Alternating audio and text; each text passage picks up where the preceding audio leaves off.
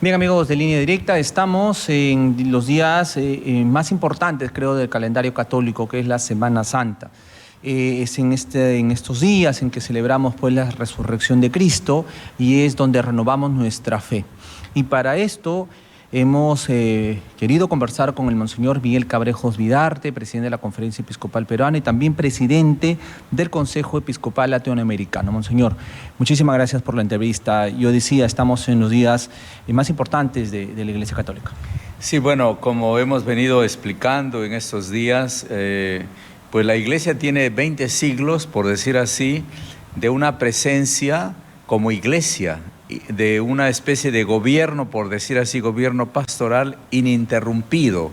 Yo creo que este dato es sencillo, pero es muy importante, porque eso nos hace entender lo que nosotros vivimos ahora como Semana Santa, pero en la vida de la Iglesia, iglesias orientales y ritos dentro de la Iglesia le llaman la Semana Auténtica.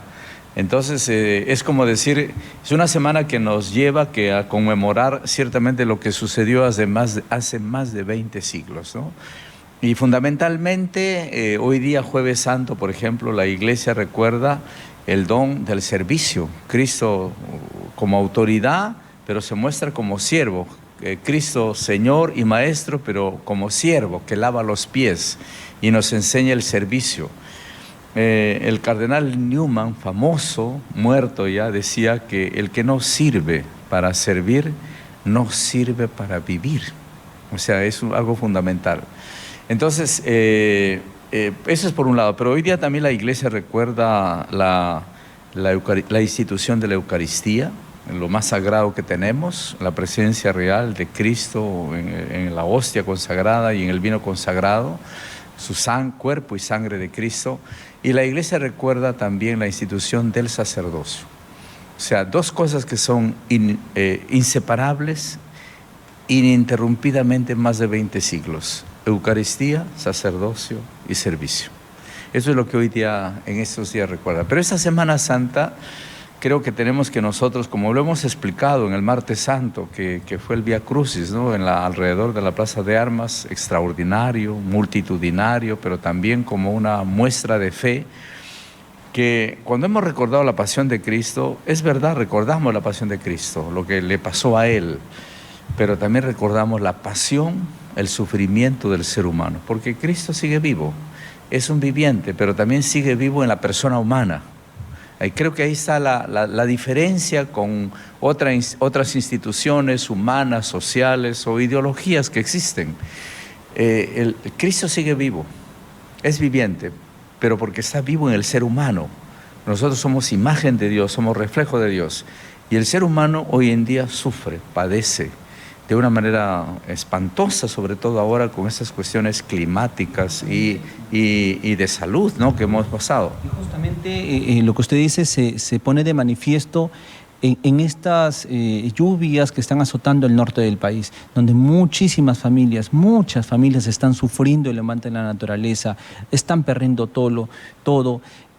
Como bien dice, están sufriendo, pero a la vez también refuerza su fe, porque esperan también que de alguna manera pues, el Todopoderoso también los bendiga y calme la naturaleza. Pero nuevamente vamos a la parte terrenal, un sufrimiento que también puede ser paliado, calmado por nuestras autoridades. Claro. Mira, ahí hay dos cosas, ¿no? O sea, el apóstol Santiago, yo lo he repetido y lo digo porque está en la Biblia, dice, no, muéstrame tus obras y te mostraré tu fe.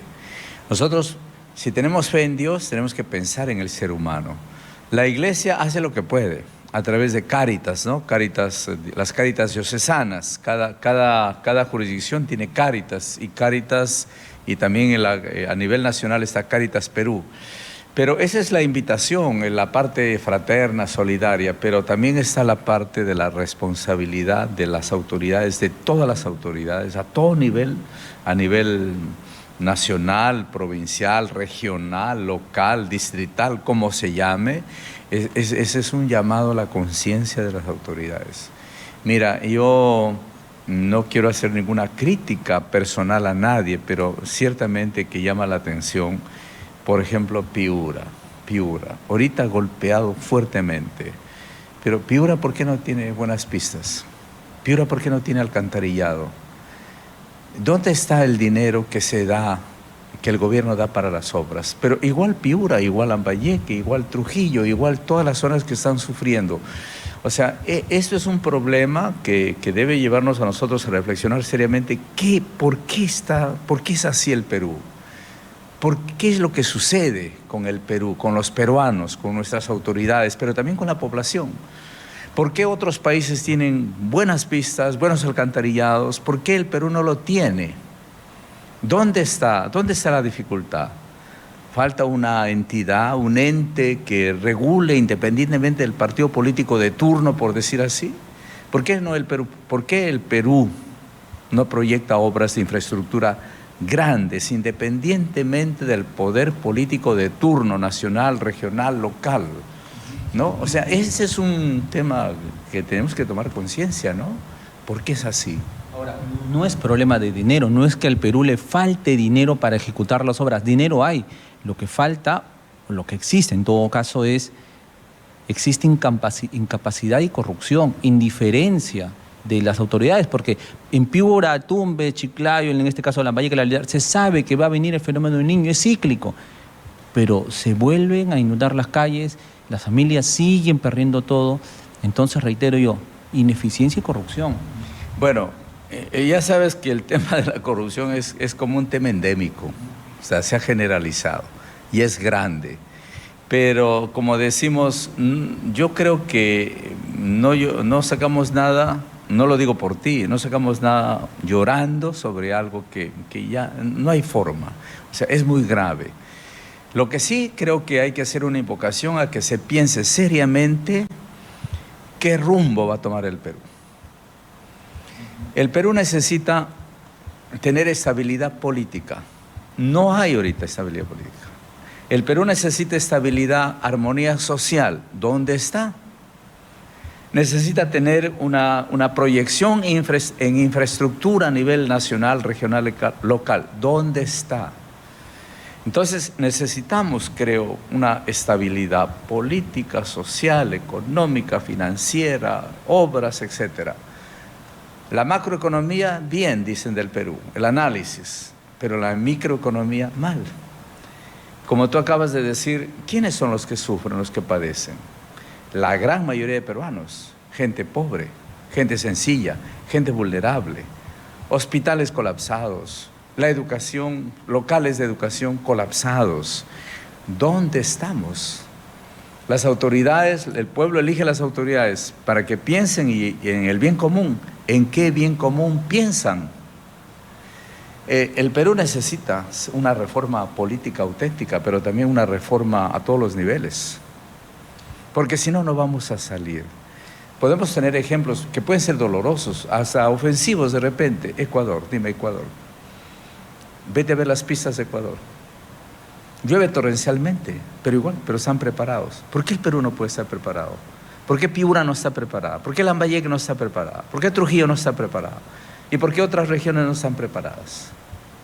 ¿Qué es lo que nos pasa a los peruanos? ¿Qué tenemos que no podemos hacer? Tiene dinero, el Perú tiene dinero. El peruano es considerado una persona muy inteligente, muy capaz, muy sagaz. Pero esa sagacidad, esa capacidad y esa inteligencia, ¿a dónde se va? ¿Me entiendes? Percibo incluso incomodidad, indignación, creo, la misma indignación que percibimos todos los peruanos, creo. Ahora, tenemos una clase política que no está a la altura, y eso no lo podemos negar. Tenemos una clase política que no le sirve, y tal vez valga el término, a lo que el Perú necesita. ¿Es así entonces? Bueno, es verdad, ¿no? Es verdad, porque todo el mundo dice, justamente la pregunta era, ¿por qué no hay estabilidad política? Debemos buscar la estabilidad política, pero también creo que debemos de pensar en que debe haber un nuevo, ¿cómo podemos decir? Una nueva forma, unas nuevas personas que aborden el tema o que asuman el tema de la política en el Perú. Creo que hay un déficit muy grande también en formación política, en capacidad de manejar, de prepararse para manejar situaciones grandes, como alcaldías o cuestiones de presidencia de regiones. Se necesita capacidad, pero también se necesita decisión y entrega. Decisión y entrega. Y amor por el Perú, amor por el Perú. ¿Dónde está? ¿Dónde está el amor por el Perú?